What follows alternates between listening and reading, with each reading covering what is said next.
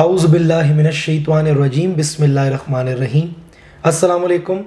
हसनैन सरफराज एक बार फिर आपके सामने मौजूद हूँ। इस्लाम और साइंस की रोशनी से आज फिर एक टॉपिक को डिस्कस करेंगे। एक बात मुझे बार बार कही जा रही है और मैं समझता हूँ कि इसके ऊपर वीडियो बनाना ज़रूरी थी कि इस्लाम में फ़िरका वारियत की क्या हकीकत है। देखिए, इस्लाम पे बाद में आएंगे। ये इंसान की तारीख़ रही है।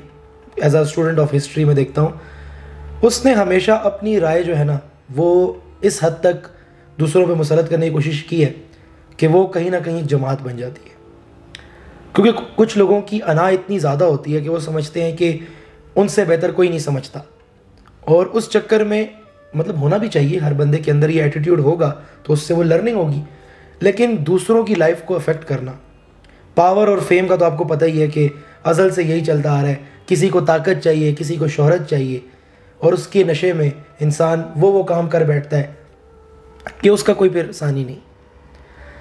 फ़िरकाइज़म जो है, जो फ़िरका वारियत है, ये एक ऐसा आप समझ लें कि एक जहर आलूद खंजर हमें घोंप दिया गया है कि जिसको हम निकालना चाहें भी तो निकाल नहीं सकते, क्योंकि हर फ़िरका अपने आप को बेहतर समझता है। मैंने जिस फ़िरक़े को भी पढ़ा, जिस फ़िरके के लोगों से भी मिला, वो ईमान की हद तक यकीन रखते हैं कि उनका फ़िरका ठीक है, उनका मसलक ठीक है, बाकी सारे गलत हैं। मैं यहाँ पे किसी को सपोर्ट नहीं करूँगा कौन सही है कौन गलत है।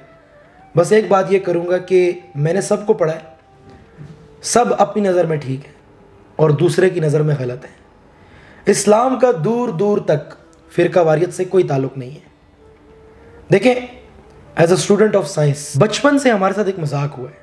हमें कहा गया कि ये सवाल मत पूछो, ये मत करो, वो मत करो, बस ये ऐसे ही होता है। हमारी इस ताकत को हमसे छीन लिया गया। आज हम अपने आप को पढ़ा लिखा तो कहते हैं, लेकिन हम सवाल करने की अहमियत नहीं जानते। तो शुरू में मैंने वीडियो में कहा था कि फ़िलासफ़ी का मकसद क्या होता है?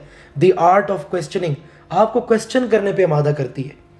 अगर मैं क्वेश्चन नहीं करूँगा कि ये कैसे हो रहा है, तो ये मुझे कैसे पता लगेगा? और मुझे हमेशा कहा जाता था कि भाई इस्लाम के अंदर सिर्फ अताअत है। मैं कहता था ये कैसा दीन है जो अपने आप को कहता है कि भाई वो परफेक्ट है, ऐसा जब मैं बच्चा था। और फिर जब पूछा जाए कि भाई ये क्यों इतना करते हैं, ये ऐसे क्यों करते हैं, तो कहते नहीं, इसका कोई जवाब नहीं है। उसकी वजह ये थी कि जिनसे मैं पूछ रहा था उन्होंने कभी ऐसा सोचा नहीं, उन्होंने कभी अपने बड़ों से पूछा नहीं। जूँ जूँ मैं बड़ा होता गया और मेरी जो थी क्यूरियोसिटी बढ़ती गई, तो मैंने सवालों को खुद डील करना शुरू किया और हर चीज़ का जवाब मुझे मिला। और आप आज आलम देखें मेरा कि मैं साइंस ढूंढ रहा हूँ इस्लाम में, और मैं जो आयत पढ़ता हूँ उसमें मुझे कोई ना कोई फिजिकल फिनोमेना नज़र आता है। वो वाली बात ना कि इंसान को उतना ही मिलता है जितना वो गुमान रखता है। तो जब गुमान ये था कि भाई इस्लाम के अंदर अल्लाह ताला ने बस कह दिया मानना है, तब उसी तरह नॉन बिलीवर थे। क्योंकि मुझे लगता है दीन, आप कलमा पढ़ना जो है इस्लाम नहीं है। अगर आप कलमा पढ़ने को इस्लाम सिर्फ समझते हैं तो मेरे ख्याल से फिर बाकी मज़ाहिब भी अपनी जगह ठीक है, वो भी अपना अपना कलमा पढ़ के बैठे हुए हैं। सिर्फ कलमा तो एक एंट्री है। देखें, आप किसी के घर में दाखिल होते हैं तो दरवाजे से दाखिल होते हैं, लेकिन आगे आप कुछ काम करना चाहते हैं, कहीं जाना चाहते हैं, तो आपको किसी कमरे में एंटर होना है। कहीं जाएंगे, कुछ परफॉर्म करेंगे तो आपकी वैल्यू होगी, कि नहीं आप दरवाजे में खड़े हो जाएं कि नहीं बस कलमा पढ़ लिया हो गया सब कुछ।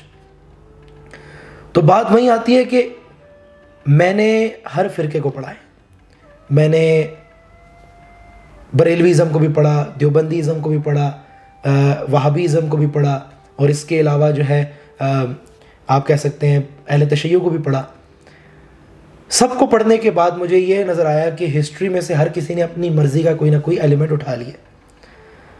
कौन सही है कौन गलत है, यकीन माने जिस मसलक वाले के साथ आप बैठेंगे उससे बेहतर आपको चैम्पियन नहीं मिलेगा दीन का। वो कुरान और सुन्नत से हर लिहाज से साबित करेगा कि वो ठीक है। अगर सब ठीक है तो फिर आपस में इख्तिलाफ क्यों है? अगर सब दलील की बुनियाद पे हैं, इल्मी बुनियाद पे हैं, तो फिर इख्तिलाफ क्यों है? अगर मेरा आपसे किसी बात पे इख्तिलाफ हो और हम दोनों इल्मी पॉइंट ऑफ व्यू से हों, तो हमारी बहस कभी नहीं होगी। एक बंदा दूसरे बंदे की बात मान लेगा। जहाँ ज़िद आ जाती है ना कि भाई मैं अपने रास्ते तुम अपने रास्ते, आप यहाँ अंदाज़ा लगाएं कि सूरह काफिरून में कहते हैं ना कि आखिरी जो आयत है, लकुम दीन हुकुम वलियद दीन, ये क्या कहा गया इसमें कि और तुम्हें तुम्हारा दीन और हमें हमारा दीन मुबारक। ये मसलक आपस में दूसरे को कह रहे होते हैं। नाउज़ुबिल्लाह, हम सब मुसलमान हैं, काफिर हमें मुसलमान कहते हैं, एक हम है जो एक दूसरे को काफिर कहने पे लगे। बस मैं इसकी डिटेल में तो नहीं जाऊंगा, बस ये कहूँगा कि इससे बचें।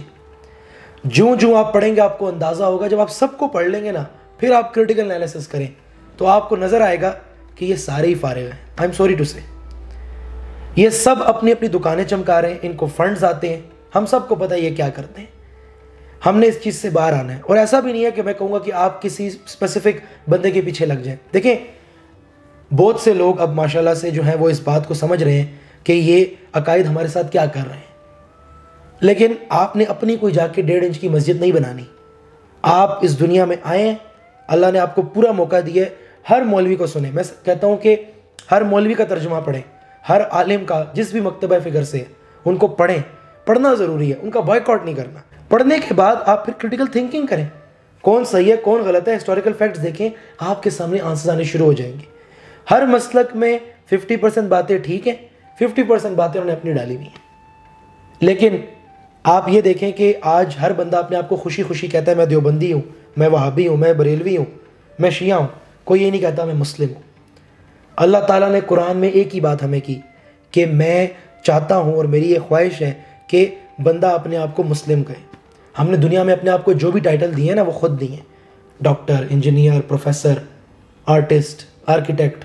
एक टाइटल है जो अल्लाह ने हमें दिया है, वो मुस्लिम है।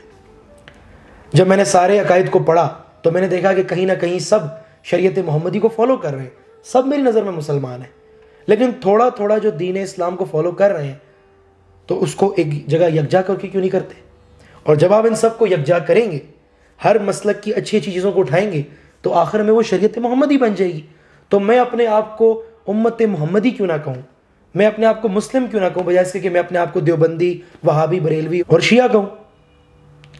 तो अगर आप भी मेरी तरह साइंटिफिक अप्रोच रखते हैं और चीज़ों को लॉजिकली देखते हैं और एनालिसिस करना जानते हैं, तो यकीन माने दीन का मकसद फ़िरका वारियत में पढ़ना नहीं है। आज मैं देखता हूँ इतने बेहतरीन दिमाग इसी बात में लगे हुए कि यार तू गलत, मैं सही, तू गलत, वो अपनी हदीस, ये अपना वक्त बर्बाद करना है। मौलाना रूम की एक बात आपसे शेयर करूँगा और अपनी बात का इख्तिताम करूँगा। मौलाना रूम एक जगह जा रहे थे, तो आप तो अपने वक्त के बहुत बड़े मौलवी थे, तो कुछ उलमा बैठ के बहस कर रहे थे कि ये फ़िरका गलत है, ये ऐसे है वैसे है, और कुछ बहस हो रही थी। और असल बात ये हो रही थी कि भाई कौन सी सूरत की कितनी फजीलत है, कितनी बार पढ़ लूँ तो ये मसला हल हो जाए। एक तो हम पता नहीं हमारी कौम इस बात में क्यों फंसी हुई है। अल्लाह का कुरान है, आप अरबी अगर नहीं भी जानते ना, अल्लाह से दुआ उर्दू में करें। क्या अल्लाह को उर्दू नहीं आती? एक तो पता नहीं हमारे लोगों में दिमाग में क्या चीज़ है, इसीलिए हमें लॉजिकली सोचने की ज़रूरत है। हम अरबी याद करना बहुत ज़रूरी है, लेकिन वही अल्फाज अगर आप उर्दू में कहेंगे तो उतनी ही तासीर है। अरबी में कहें, पश्तो में कहें, दरी में कहें, फ़ारसी में कहें, सब की वैल्यू उतनी ही है। हाँ, अरबी अफजल इसलिए कि रसूलुल्लाह ने वो कलिमात अदा की हैं, वो कुरान की कलिमात हैं, लेकिन इन छोटी नेकियों से बाहर आए। तो रूमी ने देखा कि मौलवी आपस में लड़ रहे हैं कि नहीं इसको इतनी बार पढ़ने से ये होता है, इसको इतनी बार पढ़ने से ये होता है। तो उन्होंने देखा कि मौलाना रूम खड़े, उन्होंने कहा चलो इनसे पूछते हैं।